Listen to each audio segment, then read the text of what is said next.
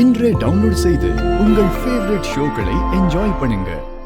பொங்கல் விழாப்ப சாமி நகையெல்லாம் அக்கா வீட்ல இருந்து எடுத்துட்டு போய் சாமிக்கு சாத்துவோம்.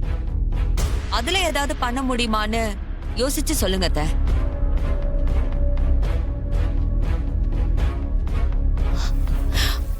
மருமவளே, சொல்லுங்க அத்தை. இப்ப என்ன சொன்ன? சாமி நகைகளை உன் அக்கா வீட்ல இருந்து தான் எடுத்துட்டு போவாங்களா? ஆமா அத்தை, சாமி நகைங்க எப்பவுமே அக்கா வீட்ல தான் இருக்கும்.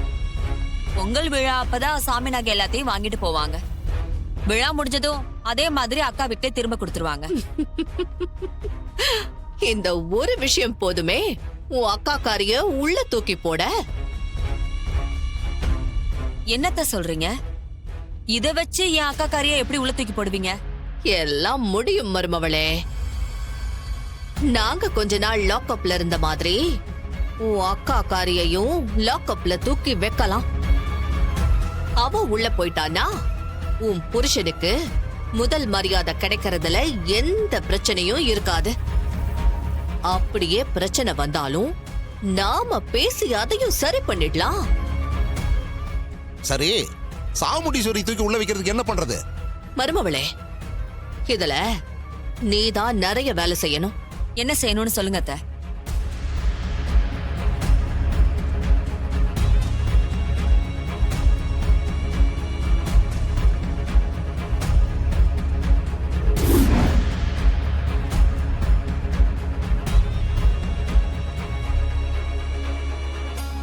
அத்தை, நீங்க சொல்றது எல்லாமே சரிதான்.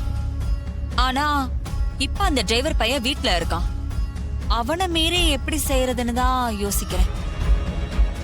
அதோட வீட்ல இப்ப சிசிடிவி கேமரா வேற செட் பண்ணிருக்கான். அதுல இருந்து தப்பிக்கிறது ரொம்ப கஷ்டமாச்சு அத்தை. மருமவளே, உன் புருஷனுக்கு முதல் மரியாதை கிடைக்கணும்னா நீ இந்த ரிஸ்க எடுத்துதான் ஆகணும். உன்னால முடியும், தைரியமா செய். நாங்களும் உன் கூட இருக்கோம். எந்த பிரச்சனையும் வராது. துணிச்சு செய். சரிங்க அத்தை, நான் செய்யறேன். இந்த வருஷம் ஏன் புருஷனுக்கு முதல் மரியாதை கிடைச்சா போதும். அதுக்காக நான் எந்த எல்லைக்கும் போக தயாரா இருக்கேன். சரிங்க அத்தை, நான் கிளம்புறேன். சரி, வரேன் மாமா. சரி வரேன். மருமகளே, சரி.